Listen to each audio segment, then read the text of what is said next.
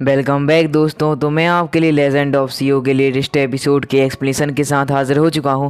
और अगर आप सभी लोगों ने अभी तक हमारे इस वाले चैनल को सब्सक्राइब नहीं किया है तो डू सब्सक्राइब।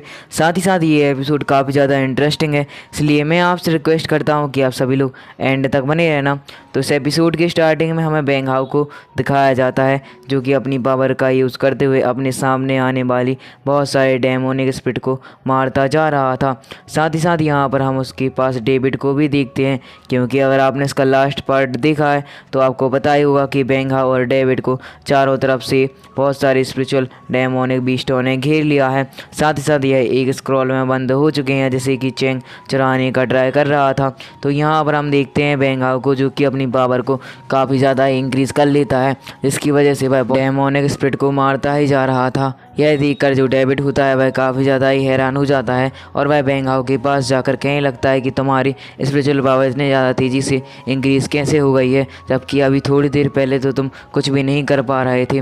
पर हम इस तरफ बैंग हाउ को देखते हैं, जो कि उस पर ज़्यादा ध्यान ना देते हुए अपनी पावर का यूज़ करते, साथ ही बहुत सारे डेमोनिक स्पिरिचुअल बीस्टों को अपनी एक फॉर्मेशन गैदरिंग टेक्निक का यूज़ करते हुए उसके नीचे दबाने लगता है। और यहाँ पर हम देखते हैं कि बैंग हाउ को काफ़ी ज़्यादा तकलीफ हो रही थी, क्योंकि उनकी पावर काफ़ी ज़्यादा होती है और सारे के सारे जो डेमोनिक स्पिरिट होते हैं बस फॉर्मेशन गैदरिंग टेक्निक को डिस्ट्रॉय करने में लग जाते हैं। और यहाँ पर डेविड भी खड़ा खड़ा यह सब को देख रहा होता है। साथ ही साथ इस तरह हमें बैंग हाउ को दिखाया जाता है, जो कि अपनी उसी फॉर्मेशन गैदरिंग टेक्निक की पावर को काफ़ी ज़्यादा ही इंक्रीज़ कर देता है, जिसकी वजह से उसकी फॉर्मेशन सीधा ही जाकर उन सभी डेमोनिक स्पिरिट पर लग जाती है। और यहाँ पर थोड़ी देर बाद यह सारी की सारी डेमोनिक स्पिरिट बैंग हाउ की फॉर्मेशन गैदरिंग टेक्निक की वजह से मर चुकी हैं। और यह देखकर डेविड काफ़ी ज़्यादा ही हैरान हो जाता है।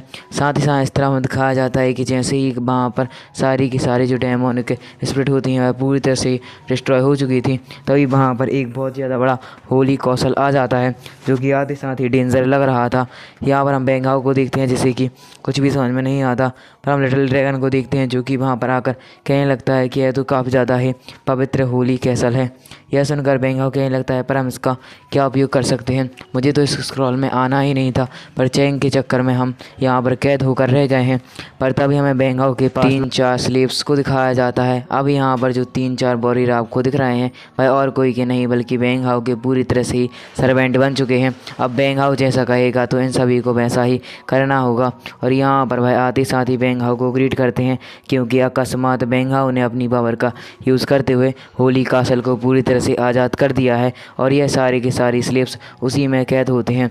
और अब बैंग हाउ ने उन्हें रिलीज़ करने के कारण वह बैंग हाउ का अपना मास्टर स्वीकार कर लेते हैं। और यह जानकर बैंग हाउ भी काफ़ी ज़्यादा ही हैरान हो चुका था।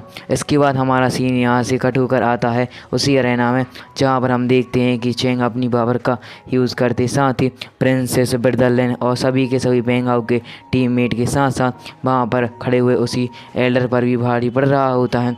यहाँ पर हमें दिखाया जाता है कि बहुत सारे वॉरियर्स अपनी अपनी पावर का यूज़ करते हुए चैंग को हराने का ट्राई कर रहे थे, पर चैंग की पावर काफ़ी ज़्यादा ही होती है, जिसकी वजह से वह उन सभी पर ही अकेला ही भारी पड़ रहा था। साथ ही साथ वह अपनी एक टेक्निक का यूज़ करते हुए सभी को भी इंजर्ड कर देता है। यहाँ पर हम प्रिंसेस को भी दिखाया जाता है, जो कि काफ़ी ज़्यादा ही हैरान हो चुकी थी। इसके बाद हमारा सीन फिर से उसी जगह पर आ जाता है जहाँ पर बैंग हाउ और डेविड होते हैं। यहाँ पर हम देखते हैं कि बैंग हाउ और डेविड दोनों ही एक दूसरे के साथ बात कर रहे थे। यहाँ पर हम डेविड को देखते हैं, जो कि बैंग हाउ के पास इन सभी स्लेव को देखकर काफ़ी ज़्यादा ही चलने लगता है।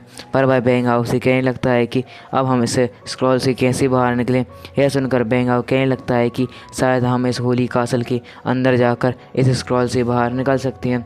यह सुनकर डेविड कहने लगता है कि अच्छा, तो फिर क्या कर रहे हो, चलते हैं। इसके बाद हमारा सीन यहाँ से कट होकर बाहर आता है, जहाँ पर हम चैंग को देखते हैं, जो कि अपनी पावर का यूज़ करते हुए बिरदलन की एक फॉर्मेशन टेक्निक को पूरी तरह से डिस्ट्रॉय करते हुए बिरदलन पर अटैक कर देता है, क्योंकि यहाँ पर बिरदलन ने चैंग को फंसाने के लिए 3-4 प्रकार के इल्यूज़न क्रिएट कर दिए थे। पर चैंग की पावर बहुत ही ज़्यादा है, जिसकी वजह से वह बिरदलन के इल्यूजन्स को पूरी तरह से ही देख लेता है। और यहाँ पर वह अपनी तलवार का यूज़ करते हुए बिरदलन पर उनके सारे के सारे इल्यूजन को हटाते हुए अटैक कर देता है। और यहाँ पर बिरदलन काफ़ी ज़्यादा ही इंजर्ड हो जाते हैं। इसके बाद हमें दिखाया जाता है कि वहाँ पर और कोई नहीं बल्कि बेंग हाओ आ जाता है, जो कि अपने डेमोनिक स्वरूप में आकर चैंग से फाइट करना शुरू कर देता है। और चैंग यह देखकर काफ़ी ज़्यादा ही हैरान हो चुका था। साथ ही साथ जो बेंग हाओ होता है वह अपनी पावर का यूज़ करते हुए अपने जो 3-4 स्लेव जो कि अभी उसने थोड़ी देर पहले पकड़े हुए थे उनको ऑर्डर दे देता है चैंग को मारने के लिए। और वह सारे के सारे स्लेव्स चैंग को मारने के लिए लग जाते हैं।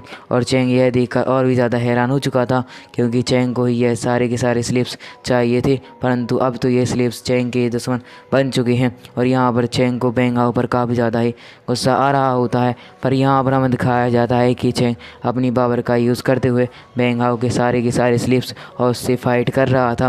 पर यहाँ पर चैंग की पावर काफ़ी ज़्यादा ही कम होने लगती है, क्योंकि यहाँ पर अब बेंग हाओ भी आ चुका है। साथ ही साथ डेविड भी आज़ाद होकर वह तो अपने रास्ते चला भी गया है। यहाँ पर हमें दिखाया जाता है कि चैंग जो कि अपनी पावर का यूज़ करते हुए वहाँ पर उन सभी के अटैक को नैलीफाई तो कर देता है, पर बेंग हाओ अपनी पावर का यूज़ करते हुए डेमोनिक स्वरूप में आकर चैंग को वहीं पर मार देता है। और यह जानकर सारे के सारे वॉरियर ही काफ़ी ज़्यादा खुश हो चुके थे। पर हम इसकी वजह से देखते हैं कि बेंग हाओ वहाँ पर बेहोश हो जाता है। इसके बाद हमारा सीन यहाँ से कट हो जाता है। फिर हमें दिखाया जाता है बेंग हाओ को, जिससे कि जैसे ही होश आता है तो वह अपने सामने प्रिंसेस को पाता है। और प्रिंसेस लिया को देखकर वह कहने लगता है कि मैं यहाँ पर क्या कर रहा हूँ। इस बात को सुनकर प्रिंसेस लिया उससे कहने लगती हैं कि तुम 2 दिन से बेहोश हो गए थे, पर अब तुम पूरी तरह से ही ठीक हो चुके हो। यह सुनकर बेंग हाओ उसके लिए थैंक यू कहता है और कहने लगता है कि आपका बहुत बहुत थैंक यू कि आपने मेरा इतना ज़्यादा ध्यान रखा। पर तभी हम देखते हैं कि गेट के बाहर से प्रिंसेस की आवाज़ आने लगती है, जो कि कहने लगती है कि 2 दिन से मैंने बेंग हाओ को नहीं देखा है, मुझे अंदर जाने दो। और बेंग हाओ इस बात को सुनकर काफ़ी ज़्यादा ही हैरान हो चुका था। साथ ही साथ यहाँ पर हम देखते हैं कि जो प्रिंसेस लिया होती हैं वह वहाँ से निकल जाती हैं। तभी हम देखते हैं कि उस रूम में छोटू ड्रैगन आ जाता है, जो कि आते साथ ही बेंग हाओ की टांग खींचते हुए कहने लगता है कि और भाई तुम्हारी तो इतनी ज़्यादा सेटिंग है यार, प्रिंसेस तुम उधर देख रही हो जबकि तुम तो प्रिंसेस लिया पर भी लाइन मारते जा रहे हो। इस बात को सुनकर जो बेंग हाओ होता है वह छोटू ड्रैगन को थप्पड़ मार देता है। इसके बाद हमारा सीन यहाँ से कट हो जाता है। फिर हमें दिखाया जाता है एक मीटिंग में, जहाँ पर हम उसी एडर को देखते हैं जो कि बेंग हाओ का बहुत बहुत स्वागत करता है और कहने लगता है कि बेंग हाओ ने चैंग को पूरी तरह से ही मार दिया है, जिसकी वजह से यहाँ पर अब बेंग हाओ की जीत की वजह से हमने यहाँ पर एक पार्टी का अरेंजमेंट किया है। इस बात को जानकर बेंग हाओ उन सभी को थैंक यू कहता है। साथ ही साथ यहाँ पर हमें उसी एल्डर को दिखाया जाता है, जो कि बेंग हाओ से रिक्वेस्ट करते हुए उसके पैरों में गिर जाता है और उससे कहने लगता है कि तुम मेरे साम्राज्य की वारिस बन जाओ। इस बात को सुनकर सभी लोगों को कुछ भी समझ में नहीं आता। साथ ही साथ बेंग हाओ भी कहने लगता है कि ये आप क्या कर रहे हैं, आप मेरे पैरों में नहीं गिर सकते। पर इस तरह हम देखते हैं कि जो एल्डर होता है वह बेंग हाओ से कहने लगता है कि तुम मेरे दामाद बन जाओ, यानी कि तुम प्रिंसेस से शादी कर लो। इस बात को सुनकर वहाँ पर बैठी हुई जो बेंग हाओ की प्रिंसेस होती हैं वह काफ़ी ज़्यादा ही हैरान हो चुकी थी। साथ ही साथ वह कहने लगते हैं कि ऐसा नहीं हो सकता, जबकि आपको पता ही है कि यह एल्डर अपनी बेटी के बारे में यानी कि प्रिंसेस लिया के बारे में ही बात कर रहा है। और इसी के साथ हमारा ये पार्ट यहीं पर एंड हो जाता है। इसका नेक्स्ट पार्ट जब भी आएगा तो मैं सबसे पहले ही अपलोड कर दूँगा। Thank you for watching and keep supporting. मिलते हैं नेक्स्ट वीडियो में। और अगर आप सभी लोगों ने अभी तक हमारे चैनल को सब्सक्राइब नहीं किया है तो डू सब्सक्राइब। साथ ही साथ ये एपिसोड आपको कैसा लगा ये आप कमेंट में मुझे बता सकते हैं। बाय बाय, मिलते हैं नेक्स्ट वीडियो में।